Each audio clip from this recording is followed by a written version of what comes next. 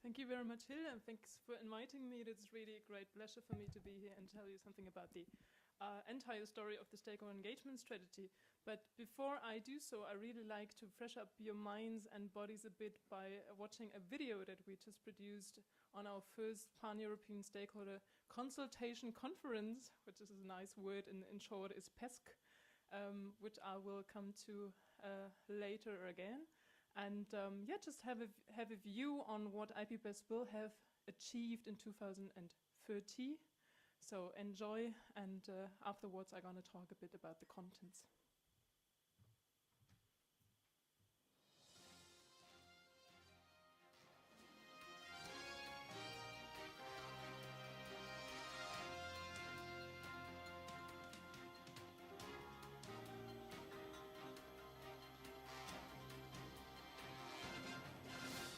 The first thing I would like to do is to congratulate IPBES for receiving the Nobel Prize.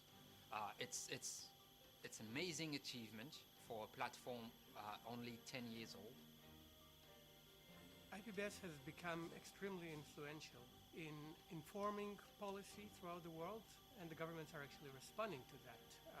We've made a huge amount of efforts to make sure that it's not policy prescriptive, and simply providing information and ideas, original ideas on how things can change, how society can change, how socio-economy can change, and this has made a difference. IPBES is informing us about the consequences of some of our socio-economic choices. It's giving us some tools, such as models. For example, if Europe wants to move into biofuel use, what would be the impact on biodiversity in Europe or in other parts of the world? For policymakers, it's very relevant because it produces the deliverables and products that are very relevant to policymaking, etc. It's very credible as well because it's scientifically independent and good quality work. And it's also legitimate because it involves different voices, different stakeholders.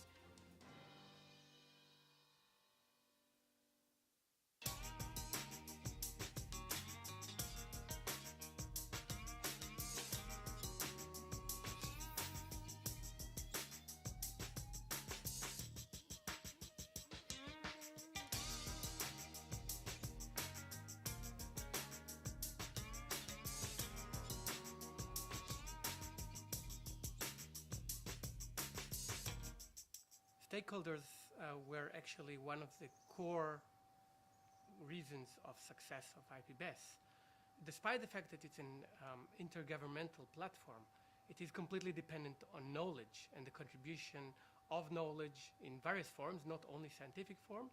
It is eventually the knowledge produced by volunteers, produced by scientific organizations, and these are the stakeholders. NGOs work a lot on projects. They work together with people, with farmers, with foresters, with local authorities, and they can give valuable information where the hindrances are for implementing biodiversity. And I'm very proud that IPBES was able to build the capacity of the least developed countries to set up the baseline information on species.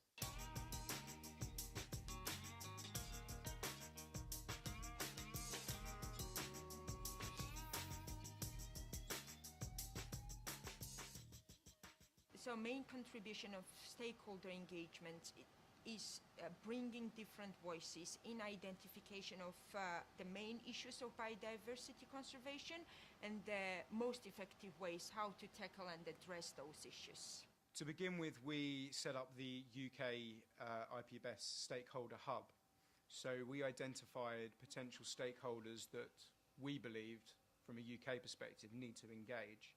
And then we communicated why they needed to engage and why their views were valued. I'm also very satisfied that IPBES took the challenge with IUCN to develop a red list of ecosystems.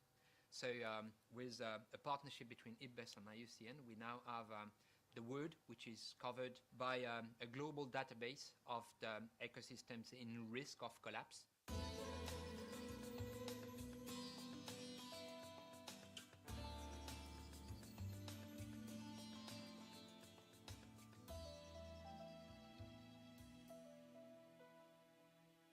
it's important to be an open process where stakeholder participation is possible, not only on the implementation, but also on the input and guidance level.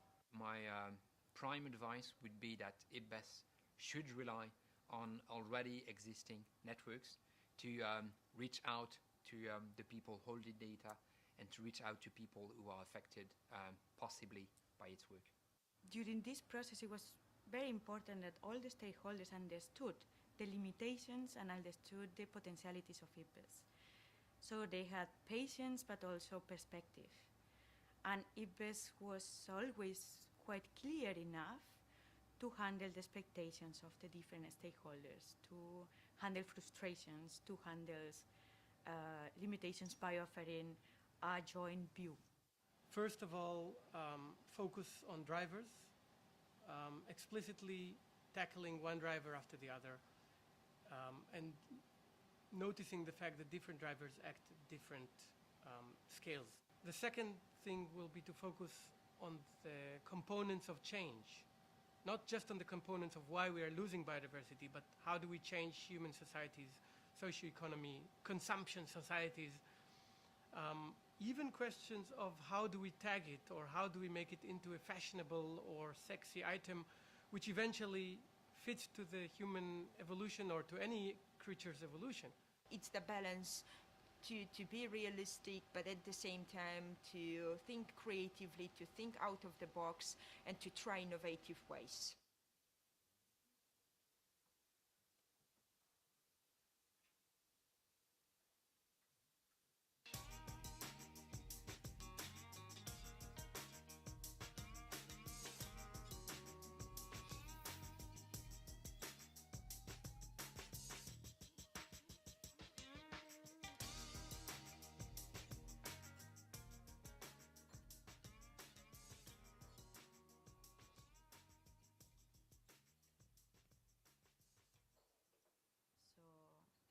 Is now a better world than the one I remember without IBES.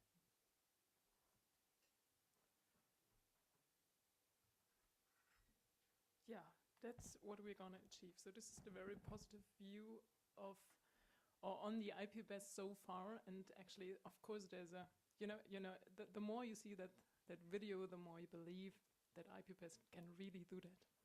But at the moment, of course, there's also a real side of the story, and that's what I want to talk about today in my little presentation here. So what's in it? So actually, the most important question is, why should we engage stakeholder? Why is it so important to the IPBES and also to us? Then I'm going to talk about the pathway or the road of the stakeholder engagement strategy. So how was it developed, and coming to the current draft document and the current status of the IPBES strategy for stakeholder engagement. And independently of the strategy, of course, there's stakeholder engagement happening all the time and has been happening throughout the whole process of IPBES. So I'm going to end with these ways and means how to get involved at the current state. So what's in it for IPBES? So actually, it's always said there should be some benefits, but it's not only the benefits for IPBES, but it's also the benefits for us as stakeholders, as we are there, the different actors in our entirety. So first of all, just to drop some of these hot topics, I would call them, or some key issues the platform is aiming for. So that's the policy relevance, of course. So the outcomes of the IPBES should be somehow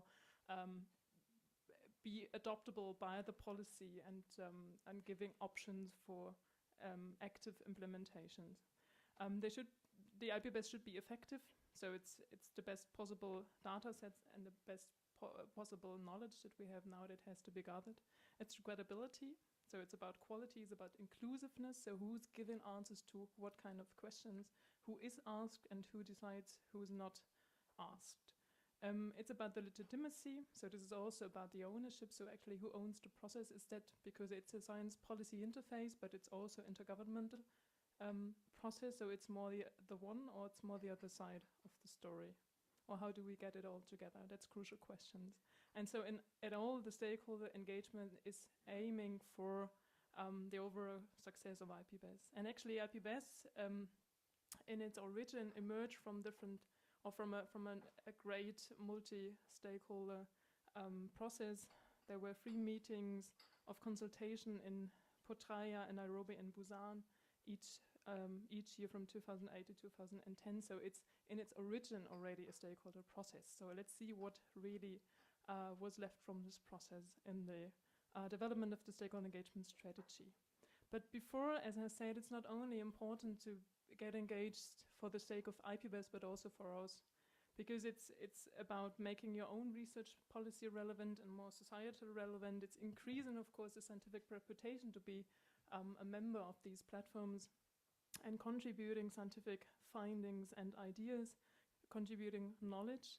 And with this knowledge input and also the knowledge you gain from these networks, you really can have an increased understanding of, or a more holistic understanding of processes the IPBES looks at. And of course, these groups are really interesting in terms of their intercultural setting and constitution, and so this is really something one could learn and train his or her communication and intercultural skills. And of course, it's totally exciting to be in that great negotiations platform and all the work this is done to achieve the deliverables. So just going back once, I just had in mind one additional point that actually was the most important, but I lost it somehow. So maybe during the discussion or the last part of my presentation, I'm gonna come back to it. But first of all, as I say, there were these multi-stakeholder meetings, and in the stakeholder meeting in Panama in 2012, which was the founding plenary, it was noted in the stakeholder days, which are normally prior to the negotiation, it was noted that the stakeholders are key for the relevance, the impact, and the legitimacy of IPBES. So this is referring to the key issues I just went through in the first slide. And as a second point, the stakeholder days really urge for a mechanism to do that, how to engage really effectively these stakeholders and not to lose very important data and information.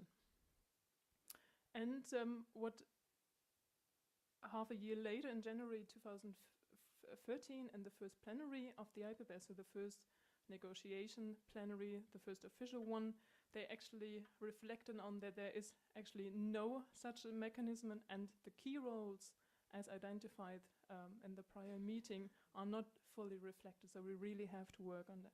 And again, there was the need outspoken for the stakeholder engagement strategy, which could also embrace this mechanism that people were looking for.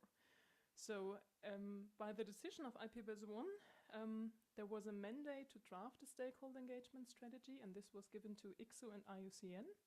And they then drafted this strategy along with different stakeholders and experts in their own capacities.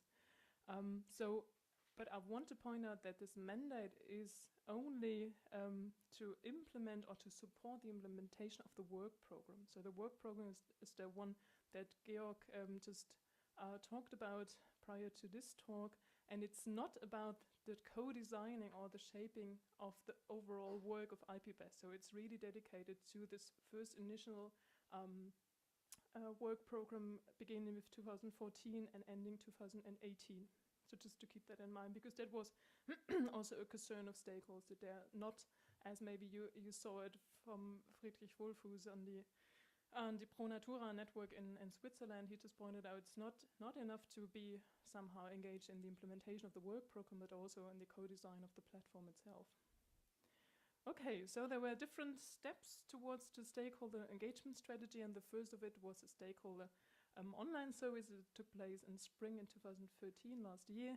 And the objective was to collect views and different opinions on the implementation of the work program and see whether there are institutions that want to be engaged in the drafting of the strategy. So there were in total 1,500 invitations, of which 420 roundabout were responded and 300 roundabout were analyzed. And if you can see here down there on the figure, it's actually mostly Europe that responded, which is actually due, I guess, a bit to the list that was sent out. So it's the usual suspect, so to say, or so to put it. And so there's also, and every time, as also Georgi just pointed out, also that always a matter of fact to engage the so-called outliners, or the ones who have not been engaged in any of these science policy interfaces related to biodiversity and similar issues yet. So this is really a demander to reach out to those persons who could really add important knowledge but are not reached so far. Yes, and the responses were worldwide. They represented all scales, which means all kinds of institutions, from policy to science, and different independent organizations, NGOs, and all of these. But in terms of the subject, of course, they're related mostly to conservation, natural resources management, and scientific research. 3/3 of them see themselves as stakeholders, whatever that means. I'll come to that later, what is actually the term stakeholders. So, but in their definition, they say they are either contributors or users or both. And around 70% are potentially interested in a partnership with IPBES, which is also a matter of concern. It's referring to a different paper that was put out by IPBES and discussed in IPBES 2 last year in Antalya. Yes, and the most common incentives for getting engaged with IPBES are actually help to making the IPBES relevant, which points to the key traits of IPBES, putting into the platform the own expertise, the networks, the data, and also the knowledge, and somehow enter these partnerships with IPBES. So after the surveys, or based on these results, there was the first drafting workshop taking place in Paris in April last year, and the outcome was the first draft of the stakeholder engagement strategy. This first draft was then reviewed by all the invited participants, all who could attend it, and also these ones who did not attend. There were 180 comments that actually were integrated into the first draft by ICSO and ISON, producing the second draft of the strategy. Another review by the Bureau and the Met then produced in June the third draft of the strategy, which then was officially released by the IPBES Secretariat to an open public review by everyone. So everyone in the official summer consultation could comment on this strategy. It was actually quite a nice paper because it had just 5 pages, so this was really nice to review. Nevertheless, because so many issues are unsolved, as I just indicated, the stakeholder, or the term of stakeholders, is still not really solved. Everyone is somehow perceiving stakeholders somehow different, and some do affiliate themselves as typical stakeholders, others do not. And so this really has implications on the document. I'll come to that point a bit later. I hope to speed up a bit. Yes, and there was then a 5th draft by taking up these comments from the online consultation, and then this 5th draft was finally submitted to the IPBES 2 in December to be decided on. So the current draft document, and as it's not adopted, I can take that prior to the next slides. It was not adopted as was expected, unfortunately, and so the current document now in May 2014 is the same one that was submitted to IPBES in December, so half a year old. And so I can refer to it as it has the same sections as you can see on the slides. So it's about introduction, objectives, definition of stakeholders, guiding principles, strategic approaches, implementation, and some annexes how to do that. They collected ideas on how to implement the strategy in these different workshops and reviews and so on. So, and the gray ones, I want to go a bit into detail too. So the objectives, as was said before, it's the support of the implementation of the work program, and it should then be done in a participatory, inclusive and transparent manner. So the strategy then contains, as said, the guiding principles, strategic approaches and modalities and processes to do so. The definition of stakeholders is highly debated and it's ongoing. So as the strategy puts it, it said that institutions, organizations and groups that contribute or use the work program or the outcomes or deliverables by the work program, but it's also the institutions that can engage certain individuals for the process. So actually the IPBES Decider was also highly debated whether to put institutional organizations and groups and individuals, but at the end they said no, this might have a flowing effective. So they rather try to have somehow a control on who's actually engaged by a stakeholder, by an official organization somehow. And they have, in the definition of stakeholders, also this term or this phrase of affected positively or negatively. And this is, I don't know if you perceive it similarly, but I think this is quite vague. So who's actually effective positively or negatively? I think it's everyone. So and at this point of the definition, we really encounter a highly debated field as well. So, and this is one of the major critiques by the plenary as well. Concerning the strategic approaches, it said, just to highlight the most important ones, about the targeting approaches. So it's really said that stakeholders comprise different groups of people with different needs. They have to be targeted differently and tailor-made. So this is really a huge demand for it. Of course, it's about raising awareness, but I think a very clear and important sentence is to build a common understanding how we effectively can integrate all those different knowledges from different knowledge systems. So this is actually one of the major challenges IPBES faces, as was also pointed in by the speakers before. It's also about communicating benefits to engagement. That's what I tried with my second slide on what's actually in it for us. And this is not really clear because there's so many people approaching us as a project saying, you know, what's actually the benefits for me? How and why should I actually get engaged into the IPBES? So what's in it for me? And I think that's one of the major tasks also that IPBES has to solve. And of course, the commitment somehow should be ensured during the whole time and not just for the initial point of the working program.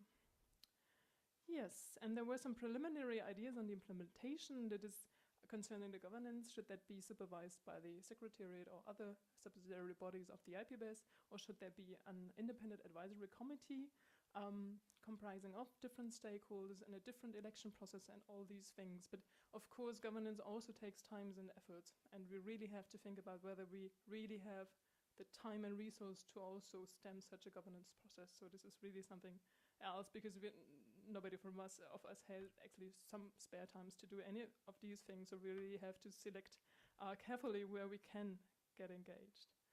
And of course, as was said before in the film also, we really have to focus on these networks that already exist, and also these ones that emerge and should not put effort in creating new ones, because there's so many out there and we all belong to these networks somehow. And of course, it's about capacity building, and yeah, a crucial point is always sufficient budget, and that is not yet clear how to solve that problem. Coming to the current status of the document. So as I said before, it was submitted to the IPBES 2 to the second plenary, and the expectations, of course, were really high, and actually we really thought, and most of our colleagues thought, it would be easily adopted. First of all, it's just such a short page of 5 pages in relation or compared to the other IPBES documents. This is just, adopted. There's, adopted. But of course, quantity does not make the quality.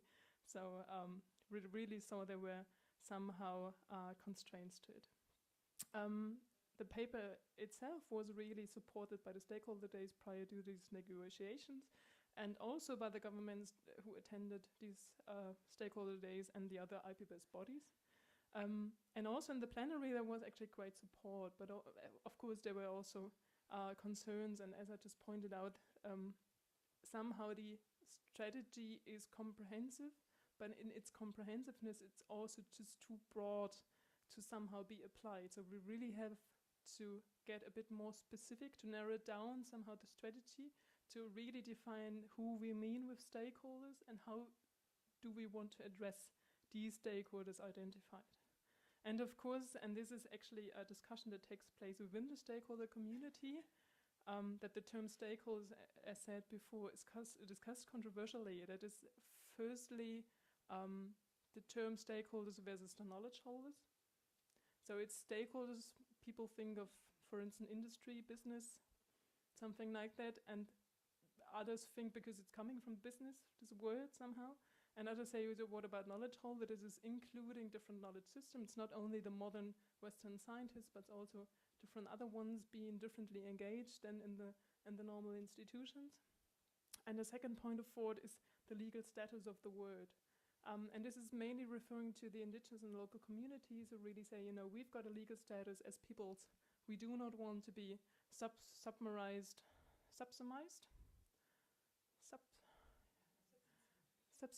thanks. Subsumed to the stakeholder group, because we don't feel like, because the stakeholder group could also, as the UN system relates to the group of youth, the group of women, all these things. And if you are interested in looking what we actually in these different phases of the development of the strategy thought about who could be a stakeholder, what kind of groups could be there, just have a look into the document. There's the list in the annex that was not adopted. Okay, so finally there was no adoption and no approval of the SAS by the plenary, and it was postponed to the next meeting, which is scheduled to take place in January 2015 in Bonn again. And officially it was said there were time constraints. That's the reasons why we could not adopt it. But to be honest, it's actually due to these different concerns of parties being too broad a strategy, and of course around the stakeholder term itself. Okay, and but nevertheless, or maybe just to put one more drop into the. Okay, no idiom on this time. I think you want so some more on issues also that also have been indicated before on the rules of procedures. And Georgi was pointing to the 80-20 rule. So this is said, I don't know if everyone is really aware of this 80-20 rule. This was really hard negotiated by different parties in a small working group, because normally one would had equal lists that would mean, okay, independently of a stakeholder or a government nominating experts, everyone is considered equal. But it was unfortunately not like that. The negotiation actually ended up with having this 80-20 rule, which says that 80% of the experts in these groups, in the expert groups and tasks, and the expert groups have to come from nomination lists from the governments, and the other 20% can come from stakeholders. So, but nevertheless, and have now another positive drop. We just started a quick analysis of the nominations, and as you can see here in the little cake diagram, it's actually for instance, in the task force on indigenous and local knowledge system, it's more than 37%, and so this is the task force, and this is mixed, but also for the assessments, it's sometimes more than 20, but also sometimes less. So we're gonna end up this analysis, and as I now come a little later to the Google group, the IPBES engagement forum, this we just set up, you might have a look on the entire results of our little analysis. Yes, and I just asked the MAP how they want to proceed with the stakeholder engagement strategy until 2015 to the third plenary. And Tamar Padaric, who was also shown in the video, she gave me a little protocol of their MAP meeting concerning this issue. So first of all, it's the completion of the SAS, and then they have the SAS implementation plan. So it's not really something new. It's not really comprehensive, but nevertheless it gives some hints on how they want to proceed. So first of all, they really have an issue with the institutional arrangement for operationalization. So who is actually overseeing the process and who is governing the process. What could be an open-ended forum to engage everyone comprehensively, what's the levels to operate on, and what are the roles of the Secretary, the MAP, and the Bureau within this forum. So this was one of the ideas that were brought up at the stakeholder days prior to the IPBES 2 firstly. So they really took it up. But there's actually nothing new about this. And concerning the implementation plan, so the action plan was already actually in the annex of the document in 2013. So this is also not really new to us. They now point to a more detailed draft of the implementation plan. Of course, this needs revision, but nevertheless, there was a quite robust base before in the Annex 3. So it's about having a list of concrete activities and implementation bodies and the implementation level, and of course, set aside a sufficient budget, as was pointed out before. Who will be in charge as a secretariat, and it's so-called in-kind contributions. I think most of you are aware of this term. It's calling out for organizations, individuals, governments, and so on to somehow pledge financial and technical resources. That could also be such a workshop as we are now here. That could be an in-kind contribution. And it's naming the usual suspects as have been involved in the development of the strategy before. Yeah, and they want to start, or they somehow want to have some results in June and July. And I'm not yet sure how they want to secure or ensure that everyone who should participate, whatever that means, can participate, because there's no meeting organizations at the moment, so we're gonna have to ask again for this. But hopefully there will be then an official consultation during the summer and having the final draft prepared in October to be delivered to IPBES 3. Okay, yes, I think that is. But nevertheless, stakeholder engagement, of course, is now, and it's not in IPBES 3, but it's now, and every one of us who is already engaged, of course, can be some more formally engaged, for instance, in our newly established IPBES engagement forum, which is actually a Google group, so it's just a mailing list, trying to link all the people interested, trying to get all the relevant information on it, try to solve controversial issues, try to raise questions on these nomination processes, for instance, because I think there's so many people having different levels of knowledge about the IPBES platform.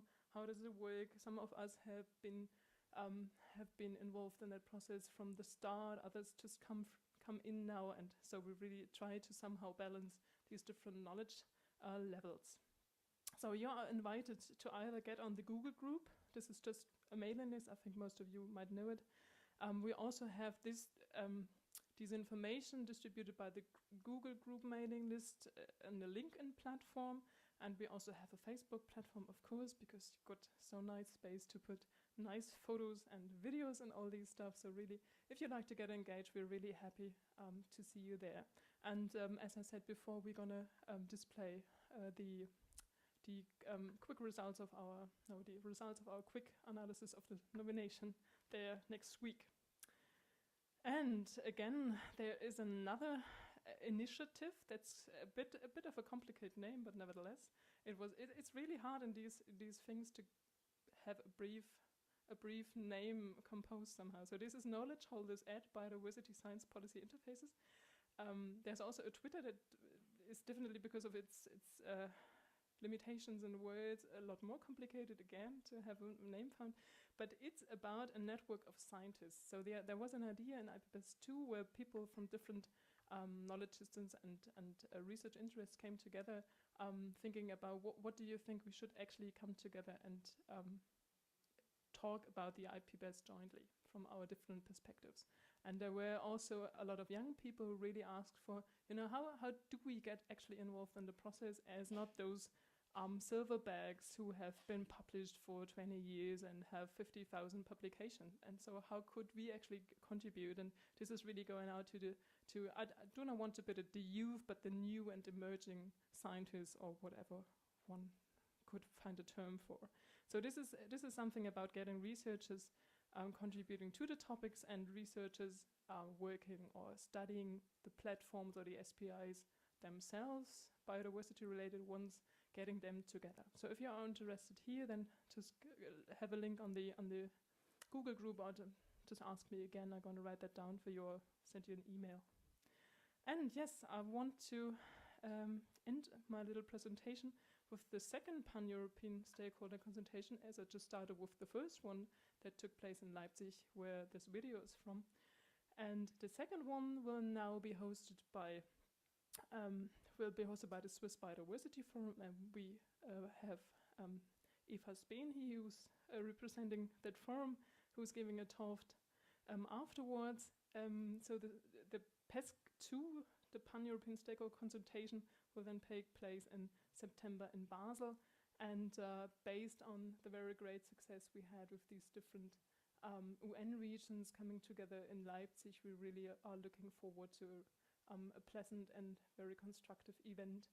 And this also somehow relates and points to the point that Georgi just pointed out, that they had a second call for nominations in the Eastern European states because they could not find any experts on the valuation, if I put it right. Yes, and with that, I thank you very much for your contribution and looking forward for questions. Thanks.